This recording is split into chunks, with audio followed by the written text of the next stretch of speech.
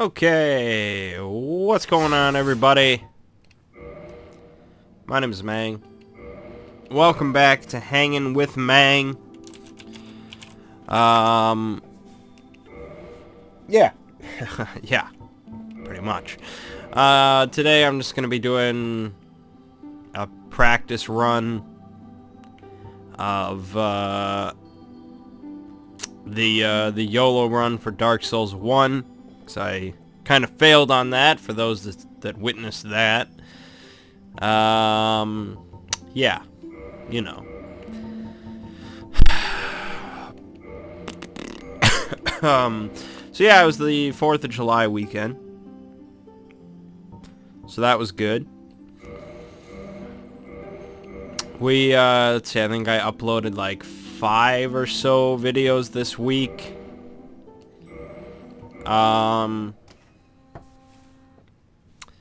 And I think I coughed through most of them, so that's good. Monday was I uploaded the first video of the new role-manging campaign, Adrift, Tides of Chaos. And a bunch of people watched that, so that's good. Even though I was very sick when we played, and I was very sick when I recorded that video. Well, less sick, because I recorded it on Tuesday, I believe. I actually took Monday off of work because I was sick, which does not happen to me often. Last time that happened was like 6 years ago when I was in college. 7 years ago, something. It was whatever.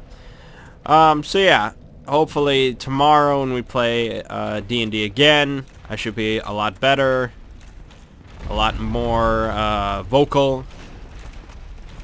Try to take the position as the leader, as I should. We'll see.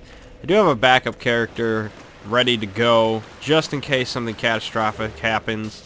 I mean, you don't ever really want anything catastrophic to happen. Well, that's not true. Sometimes you might, but right now, I'm happy with Rom. I want to see where he goes, where it takes me. So that could be good.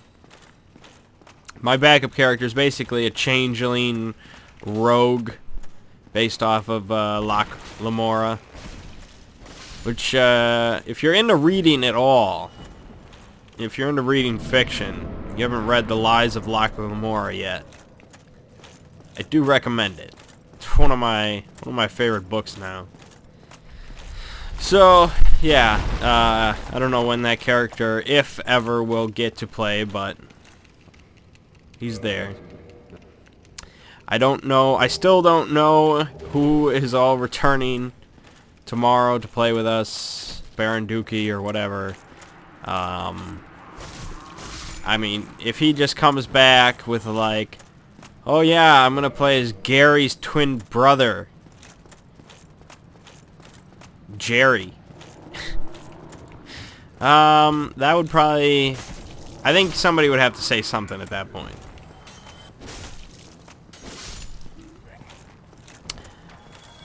Yeah. But, you know, we'll see how that goes.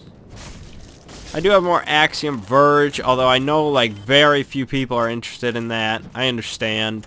It's just kind of an obligation at this point. I have to finish the game, so... It is what it is. I could not upload it, but there'd be no point in that. People that don't want to watch it just don't watch it, whatever. Duelists, bunch of duelist stuff, so that's always good. And then I did buy Her Story on Steam. I have it purchased, so that might start this week. There might be a Sherlock consulting detective video, you never know. And then yeah, life kind of goes on. Probably part 2 for the Bloodborne YOLO edition. That will happen this week.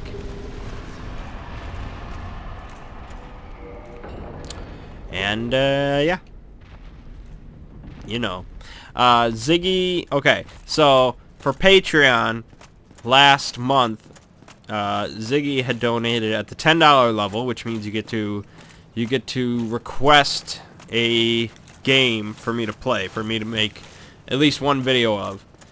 And so he kind of like ran out the clock last time without really coming up with a game.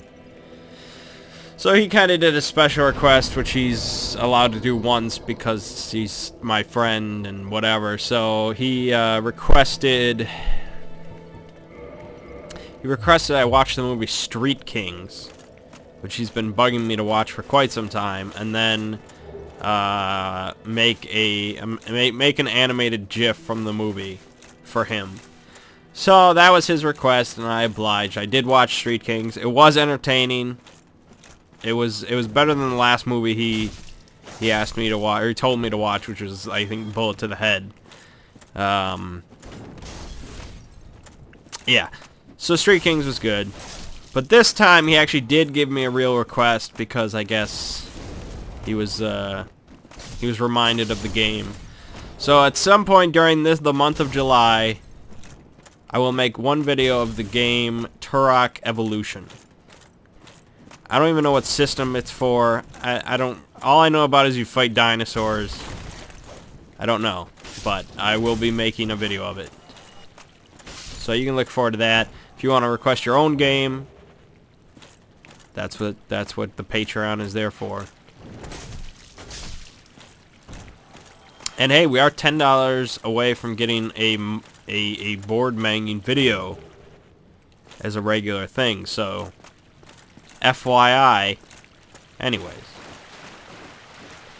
Yeah, so that's going to be pretty much this week.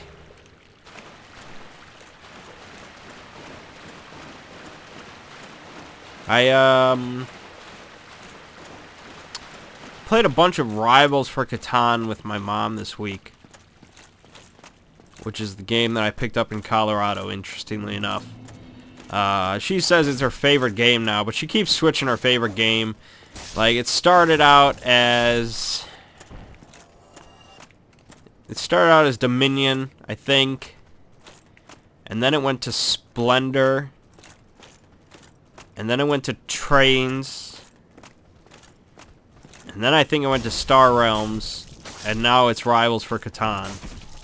So she keeps switching, but she really likes Rivals for Catan, especially now that she's starting to win.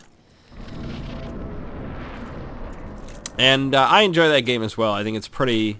I like it a hell of a lot more than Settlers for Catan. There's a bunch more strategy involved. There is luck to it, depending, you know, rolling for resources and things like that. But it's kind of mitigated because, you know, no matter what, you're generally going to get some resource every turn, which is not really generally the case in Settlers. So no matter what, every turn, you're usually going to be able to do something. And, yeah, there's strategy to that game. It's pretty good. So we played that a bunch. And then I also introduced her to Summoner Wars. Summoner Wars is an interesting thing. I own the Alliance's Master Set or whatever it is for Summoner Wars. And Summoner Wars is a game in which you know, it's kind of like something like Duelist. You have like a deck of cards. You have your summoner, who's you know, like your general, but he also has his own ability. And you know, there's a whole bunch of different factions that all kind of have their own specialties and synergy and stuff like that. And everything is just the whole game is just cards. And you're placing cards, like units, on a board, and you're trying to maneuver around, and, you know, positioning is important and things like that. And where you summon them is important. And then you also have spells that do all sorts of different things based on what faction you are. And so you're trying to figure out, you know, the best synergy and what things to do within your own faction that works the best, and so on and so forth. And so it sounds, you know, a lot like Duelist. And I guess in a way it is, but I don't like it on that kind of level. I like Summoner Wars, but I don't love it. Because I think it's a bit too basic for me. Like, within a deck, and again, this is just the basic decks that come with the game. Within a deck, you'll have maybe, you know, 5 or so different spells. And then maybe, like, 6 or so different units. And so there's a lot of duplicates in your deck. Not a whole lot of variety. And so, you know, you're drawing cards from your deck, but there's very few surprises. Like, occasionally you'll draw, like, one of your champions, which are one of the really cool big units. Or occasionally you'll draw one of the spells that you might only have, like, one of in your deck. And so it's kind of cool. But other than that, you just get a lot of the same stuff. And so it's almost chess-like, you know? There's that kind of strategy to it.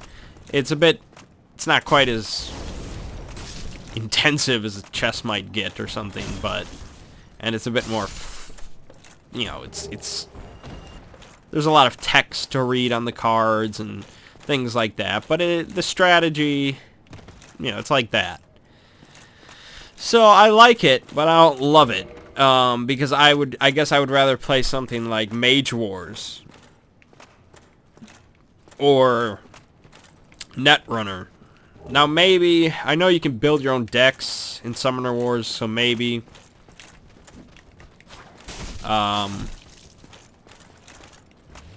maybe if you build your own decks, you get a bit more variety, you get a bit more creative, stuff like that. That's possible.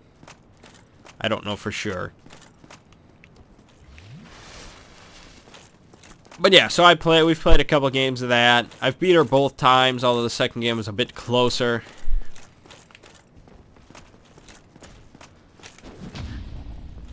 And, yeah, we'll play it some more.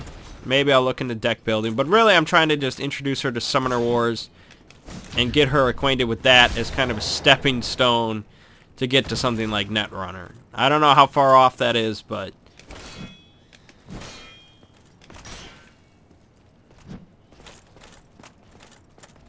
we'll see. She would, of course, rather play just Rivals for Catan, but Netrunner. Ow.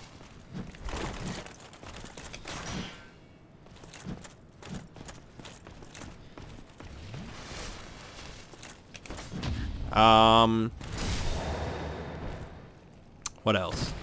I got in the core set, as I mentioned, for Doomtown Reloaded. I tried learning that game. Jeez. I don't know. I didn't give it, like... It comes with a rule book, and then it comes with, like, a... play through a whole turn that's kind of, like, guided. And so it'll just take you through the turn and tell you what to do and stuff like that. And so I thought, okay, I'll just do the... It'll take me through the turn, it'll teach me the whole game. Not so much. You still have to read the whole rule book to understand before you can do the first turn thing. So it's kind of like, I'm never going to play this game. So I'll just hold off on learning it for now, which I've never done for any other game. So Doomtown seems pretty damn complicated.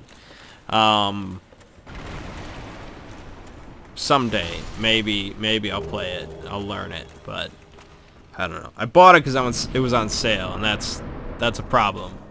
Because when you just start buying things just because they're on sale, that's a slippery slope.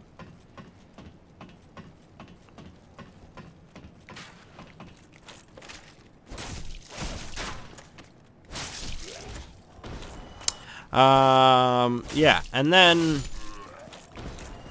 I got to learn Infinity. I talked about that last time. So I spent a good day just learning and playing Infinity with myself. And yeah, it's pretty insane. It's pretty balls to the walls awesome. Damn.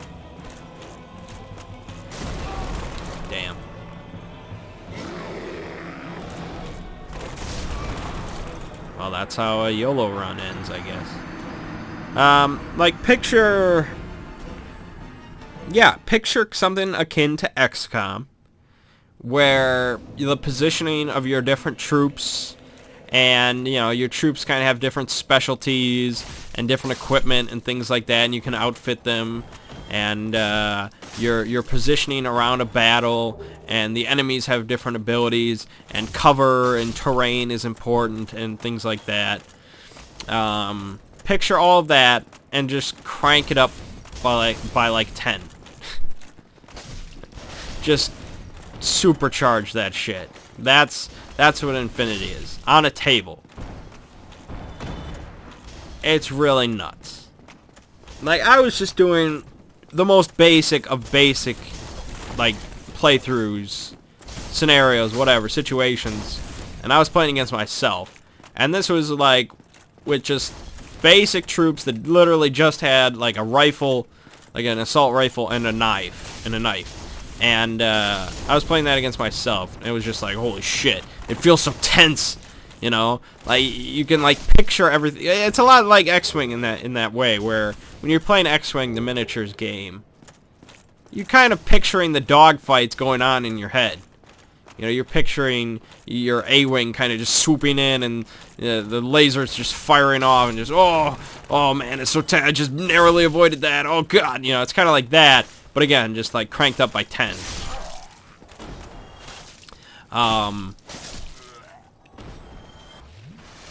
Because it's just, you know, you're on the ground, you know, you're, in this situation, you're evenly matched, but in most, you know, you don't know sometimes what they've got going on, and there's cloaked things, and there could be a sniper up there, and it's really crazy, because it's like, it's kind of like in XCOM, if every enemy was constantly in Overwatch all the time. That's kind of what it's like, because of the way that they do it with, like, active reactions or whatever. Basically, whenever you move, whenever you activate anybody in the line of fire of any enemy, they are all basically in Overwatch. They can all take a shot at you. And so, if you are really just brazenly stupid and just move out in the open when there's like a sniper up on a tower and there's a couple of enemy troopers just staring you down, yeah, you're gonna get just shot up to shit, which is realistic. It's very cool. But it's just, you feel like that kind of tension. It's like, oh god, if I just step out there. But you kind of need to move, and, you know, you need to get into the good position. It's so cool. It's so damn cool. I want to play it all the time. So right now I just have kind of the Operation Ice Storm starter set, which includes actually quite a few miniatures, to be honest. I think it's like 14. And I had to, there's some assembly required with Infinity. The miniatures are all metal. There you go. The miniatures are all metal, and they came anywhere from like 3 or 4 different separate pieces to like 7 separate pieces, and so you have to glue them together. And so I was looking up, like, on forums, because I didn't want to fuck up these miniatures. So I was like, well, okay, what are other people doing? You know, how do they do this? And man, people just go nuts with miniatures. They use like epoxy and resin, and they're using like they like pin holes in the bases for extra sturdiness, and, you know, all sorts of crazy nonsense they do. I just wanted the basic functional. I didn't know if these would ever get painted, so it's just whatever. So I whipped out some Gorilla Glue that I had bought a while back, like, I don't know, a month and a half ago or so. I whipped that out, and I started trying to glue, and it wasn't working at all. Like, it wouldn't stick together at all. And so I was really worried. Like, oh god, you know, I just spent a bunch of money on these miniatures and I can't glue them together. That's bad. So next day I actually went to the hardware store, which has happened like twice in my life. And I bought some Loctite super glue, and I bought a new knife. And so I came back and I tried out the Loctite, and that worked perfectly. In fact, it was liquid. It was liquid, not gel. And so I guess I kind of realized that, but I kind of didn't realize that, because I went to glue my first thing and I accidentally squeezed on the thing a bit too hard, and so this liquid super glue just spurted everywhere all over my fingers, and that really sucked. I spent like 20 minutes trying to just scrub that off, and it's not fun getting super glue off. But after that, it worked absolutely fine. Everything glued together pretty much well, pretty much as good as I could hope for. The big miniatures are a lot easier than the little ones, which just kind of makes sense. The only time I've glued together miniatures before is for Super Dungeon Explorer, the original set. And most of those were all plastic, and those were all fairly large, and most of the pieces were fairly large. I didn't really have any issues with that. It just took a long-ass time. This one, the big ones were just fine. But then they had like, the female ones were just the worst. The female miniatures had some really small pieces. And, like, one female miniature was like, because they put them in kind of weird, they're not all just standing there, you know, some of them are in weird kind of poses. So there was one that was standing on kind of like one leg, and then she had her other leg kind of kicked back a little bit, and she had her gun in the air. Like, she was in not a combat pose at all, whereas the other ones were kind of all in the combat pose. I guess they figured, oh, woman, she's just kind of posing.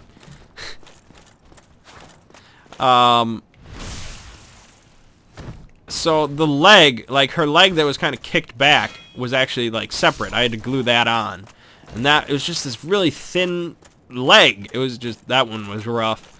And then her gun in the air, the shoulder socket was so tiny. I don't know. But eventually I got it all together, and I don't know if I'll ever get them painted.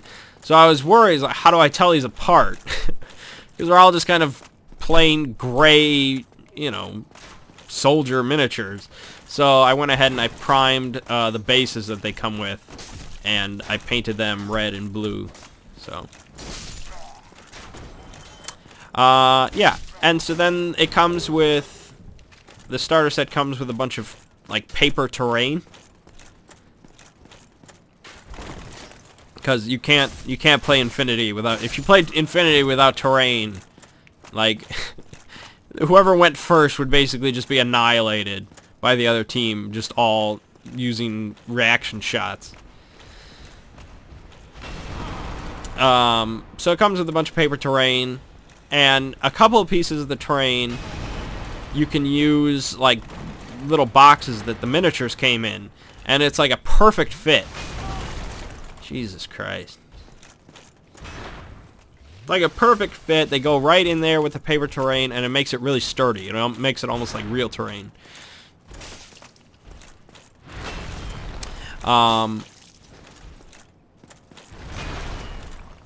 But then the other two big pieces of terrain I didn't have any boxes for, so those are pretty flimsy. I did have to like kind of super glue one together, because, you know, super glue's there.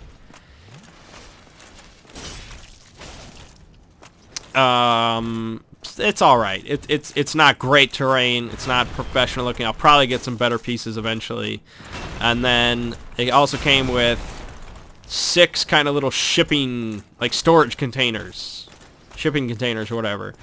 Also made out of paper, but Those are kind of just, they don't have to be really, they're small, so those are fine. And then it comes with a kind of a paper game mat that's 2 feet by 3 feet, whereas regulation size for like almost every miniatures game is 4 feet by 4 feet. So I might have to get another mat at some point. But even a mat, like a high quality mat for like the ground, can cost you like $60. So it's tricky. I think the UK has a better Infinity scene than the US does, from what I've seen. So a lot of sites that people reference and stuff like that are in the UK, which doesn't help me. So it's a little trickier, but there's some stuff here. If I was a wealthy man, good lord, I'd have a tricked out set right now. Ren linked me. he just like linked me this image of an Infinity miniature that's like, it's like a cat robot. That's basically what it is. It's a cat robot. And I immediately bought it. This was before I had even gotten the starter set. I had no idea anything what this was like or anything, but it was a cat robot that you could play with, and it had like a flamethrower or some shit. Like, alright, it's done. It's mine. So yeah, there you go. It's really damn cool. I don't know who I'll get to play with me. Hopefully Ziggy at some point. Maybe my mom would play. I don't know. It's kind of a bit beyond her. She likes Splendor, so I don't know. We'll see. But yeah, damn, it's cool.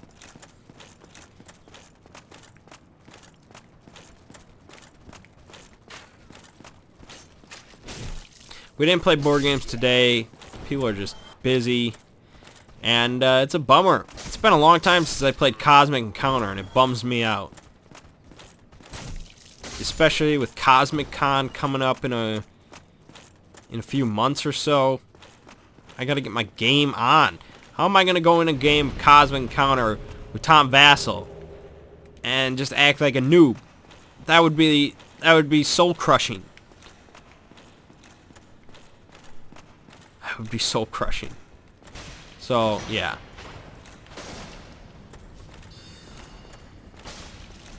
Yeah.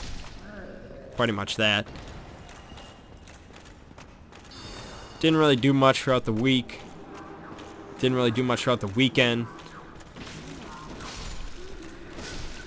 Thursday we went to Applebee's, of course, as is our tradition now. And it was kind of funny because it's like we were talking about our parents and how it doesn't seem like they ever do anything, you know. They don't ever do anything social.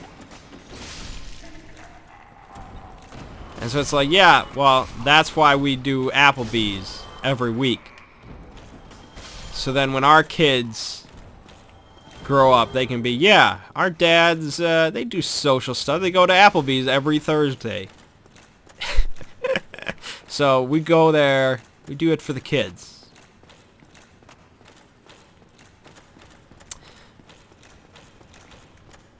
Yep. And then, yeah, Friday did nothing. Saturday, my 4th of July. My 4th of July consisted of waking up, learning how to play Infinity, then preparing ribs in the oven using Robert Irvine's recipe, which I'm a fan of.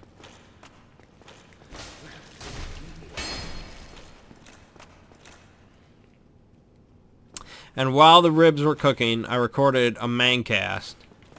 I'm going to leave him alive. So, Mangg cast while the ribs are cooking.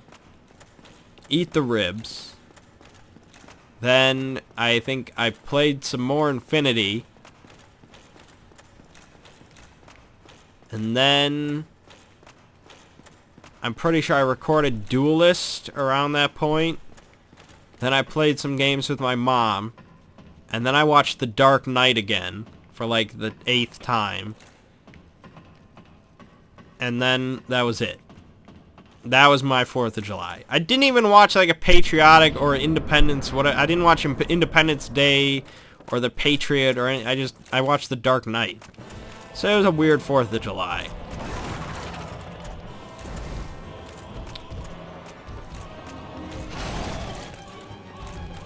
I should probably put this on.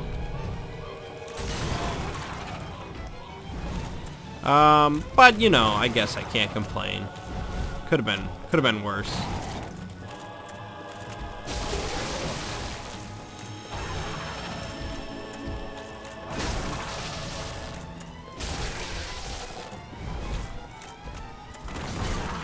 Hold on, I have to concentrate. I'm gonna die.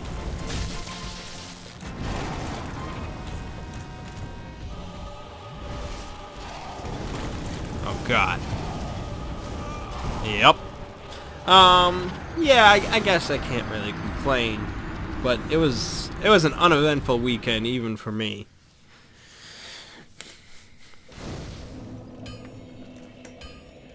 And then today was just brunch, and then this. I mean, even today, just nothing.